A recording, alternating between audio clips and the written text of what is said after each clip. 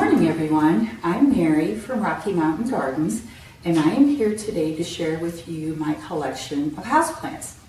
Now, I have been spending the winter collecting plants that are three things, actually. Easy to care for, can do well in our low light conditions, especially in the winter time indoors, and number three, that are helpful in purifying the air in our homes. Now, I have other plants that I've just added to my collection because they're beautiful, but I really have focused on collecting these plants that have a sort of an extra duty job in your home. And I'll start with my description here too of Sansevierias. Now, Sansevierias are known generally as mother-in-law's tongue or perhaps snake plant, but I have two kinds here that are really darling. Love this bird's nest snake plant right here. It's very cute. And then we have the traditional tall Sansevieria here that is also, it's a pretty dramatic plant for in your home. I really do enjoy it. Now, the next one that I would like to introduce is the spider plant. And this is a pretty common house plant, but little did I know what great air purification qualities it has. It's pretty amazing and easy to propagate. You can, from these little babies growing, you can just cut them off, root them in water, and produce more plants for your home. So love that. And very good, like I said, for air purification. I'll scoot this over here. And the next plant I'd like to introduce is the Peacock Plant. Love this, it's just so cute.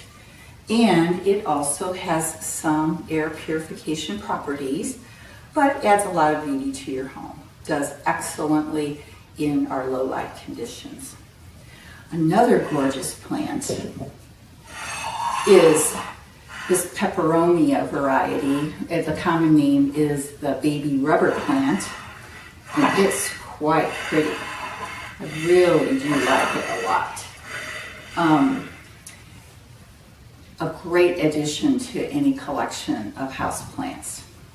And then, let's see if I can scoot this over and bring in one last plant, which is a Bromeliad.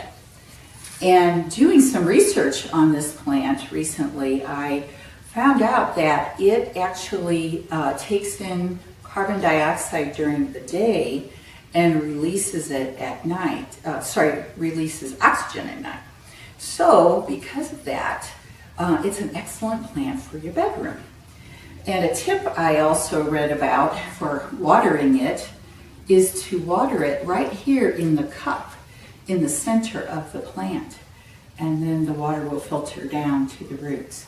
But I thought that was a great way to water a plant that I wasn't aware of, instead of planting directly into the watering directly into the soil.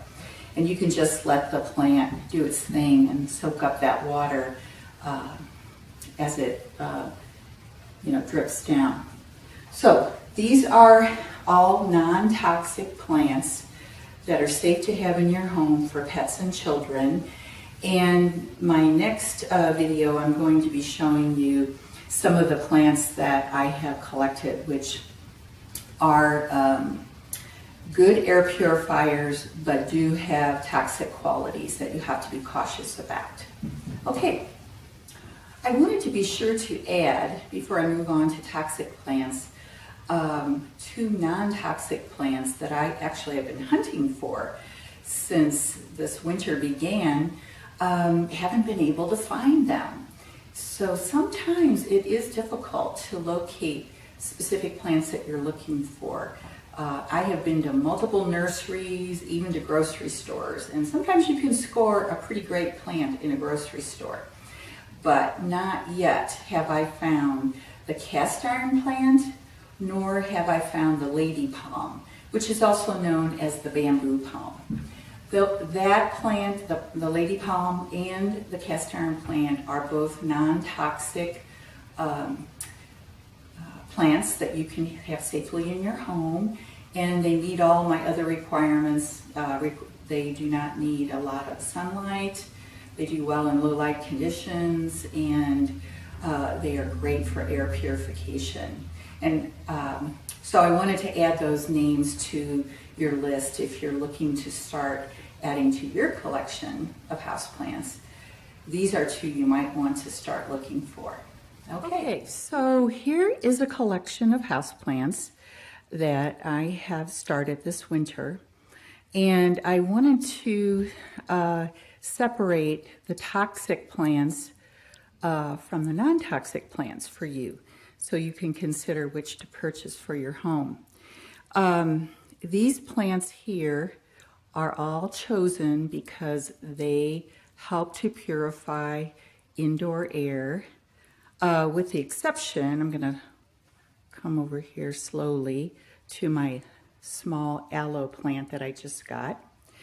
Now, an aloe plant is quite toxic if it's ingested, but as you all know, it can be used to treat burns and other wounds from cutting off one of the leaves, these thick fleshy leaves that this plant has, and rubbing the inside sap, I guess you would call it, on a burn, for example.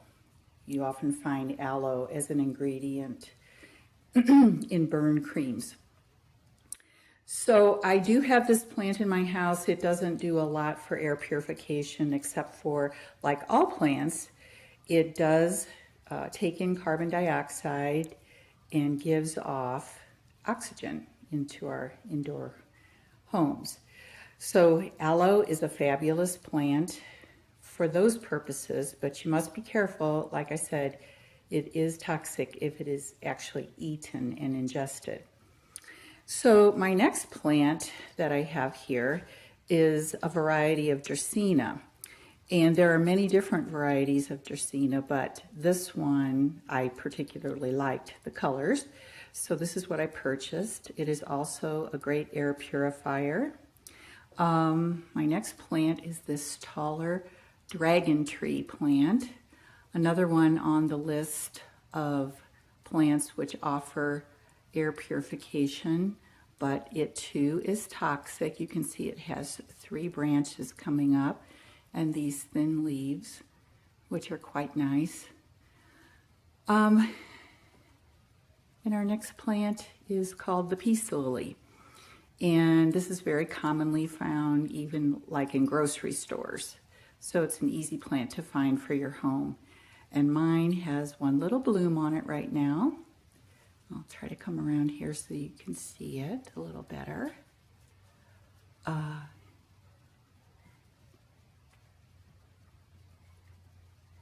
It's quite pretty. I love the very dark glossy green leaves, so it's beautiful in your home, but you must place it somewhere where children or pets can't get a hold of it, being another toxic plant.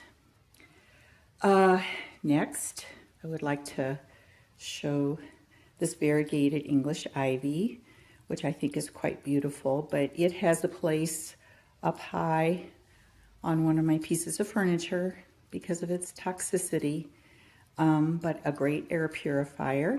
Each one can have different abilities. Some are great at removing VOCs from your house. Some remove other toxins, formaldehyde and other chemicals that can be found, for example, in carpeting, paints, and so on. Now, I have 2 plants here that are from the same family. They are both from the Pothos family. This one is called Golden Pothos, and it does trail down. Looks great on a piece of furniture where it can grow and trail down.